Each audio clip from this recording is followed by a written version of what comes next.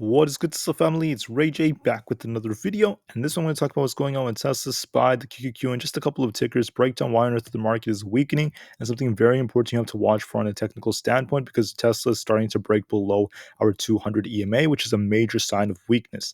Now, before I break anything down with all this information, let me just mention a couple of things. I'm firstly not a financial planner, so make sure you take none of this as financial advice, and also if you guys can, please check out the Webull link, which is down below and in the description. If you sign up for Webull, the link down below, and deposit any amount of money into the account, you are guaranteed up to 12 free stocks. This offer ends today, so check it out before they run out. Anyways, now let's talk about the market, what's going on with it. If you don't know what a Fitch rating is, it's basically just a credit rating that's forward-looking, and this is very important for a financial company or a financial individual or even a country and their ability to essentially meet financial commitments and requirements. So it's very similar to like a credit score here in the USA. What happened to the US is the Fitch rating ended up dropping from a triple A rating to a double A plus rating. So there's a big difference right over there. Many people said that this was quite ridiculous. They have different views of this, but the bottom line is this is what happened, and there are many reasons that you could argue that this did happen for anyways, right? Some people could argue that it had to do with the debt ceiling. Others could say that there's a massive debt deficit here in the USA, and the debt to GDP ratio is relatively high as there's a lot of debt here. So, there are different views of this. It's just that this has been a very, very long time since we saw something like this happen. And the market is starting to weaken a bit because of this. But is this alone going to cause the market to crash? My answer is no. I don't think that this is all it takes. I think that this is going to start something very different instead. I believe that this is going to lead to a shift in sentiment where the bears are going to come back and gain more confidence and start slowing the market down. And then the media is going to start shifting because of the sentiment, and they're going to start showing us more bearish catalysts. I think it's very, very likely more bad news is likely going to start coming out.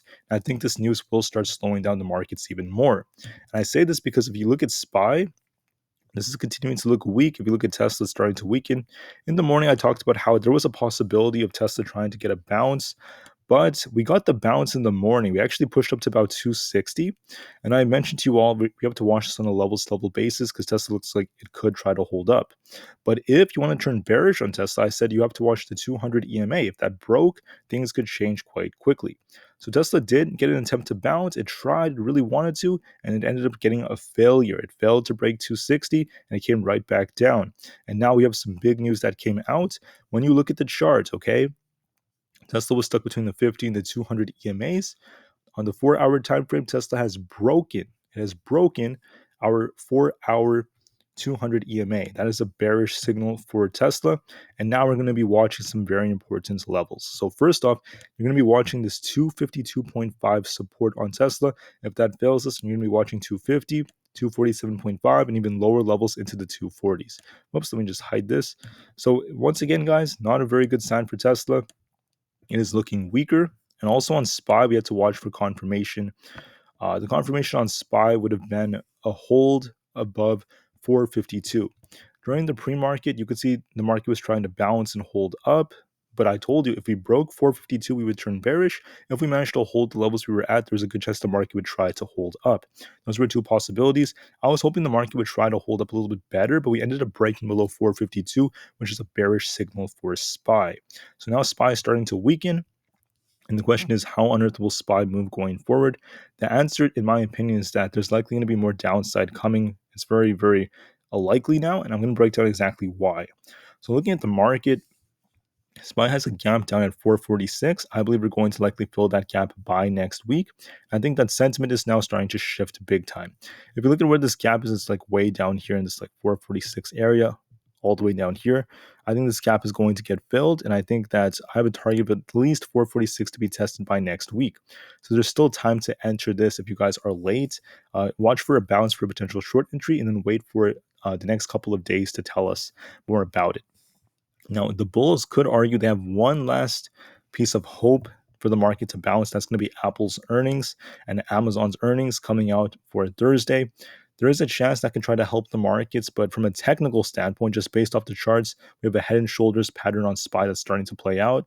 and we're continuing to see shorts piling in, and we're continuing to see the market just being dominated by the sellers.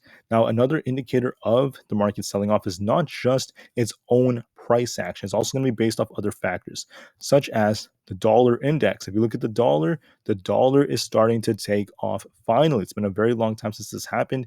Dollar is holding up quite nicely.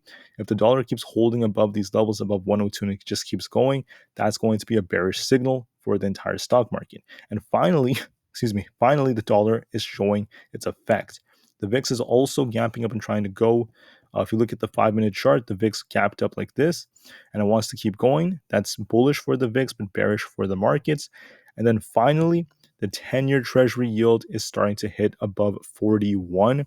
When the yields go up like this, right, we're not seeing the bonds market holding up as well because of it. And as a result of the 10-year Treasury yield going up, this tends to be bearish for the S&P 500 and the market as a whole, as the S&P 500 has a tendency of moving very similar to that of the Nasdaq, at least as of recent. This in turn is affecting the entire market as a whole, both the Nasdaq and the S&P 500. And then we're starting to see futures reacting the same way. We're seeing SPY slow down, and now Tesla is getting dragged down because of it. So unfortunately for Tesla, we failed to hold our 200 EMA. And unfortunately, it's looking weaker, and we're going to be watching some very important levels. So if Tesla ends up breaking below this 250 support, I named some of the supports below that, but I'm basically going to be watching this unfilled gap that was down here. Tesla has this big gap. I think I have to close my extended hours just to show it to you guys.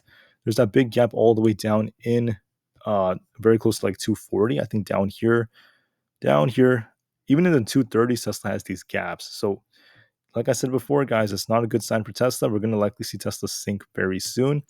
I don't think the majority of the sinking is going to start now, though. I think for now, Tesla could try to base around 250, maybe make an attempt to base there.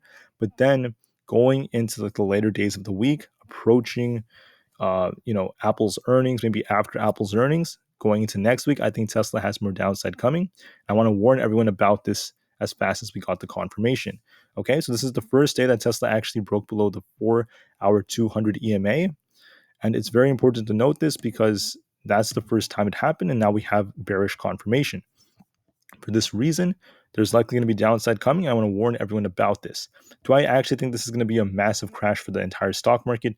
No, I wouldn't necessarily say that. I think it's going to be like a 3 to 5% pullback for the month of August, and we're finally starting to get more signals for it. We also have this head and shoulders pattern on SPY. That was a possibility. There was no confirmation of it before, but now we're starting to get it as we're breaking below 452, which is our critical support. So the market's weakening. The triple Q also broke below 378. We also have this unfilled gap way down here on the triple Q around this 373 area. So there's once again more downside, very, very likely. So with that said, guys, I hope you guys are prepared for what's about to come. We have Apple's earnings. The market may try to not drop as hard approaching it. And then we will get a big reaction after it, in my opinion. So we will see what happens with it. We will see if Apple helps the market hold up or if Apple leads the market to selling off even more. It's just a matter of time. But until the day comes, please remain calm, cool, and collected and be aware of the warning I'm giving you all and do what you have to do that's best for your own portfolios. Nothing I'm saying is financial advice. It is simply your choice. I thank you all for listening. Remain calm, cool, and collected, and I'll see you guys in the next one. Tesla and the market to the moon as the long term is still very bright despite the short term fluctuations. And peace out.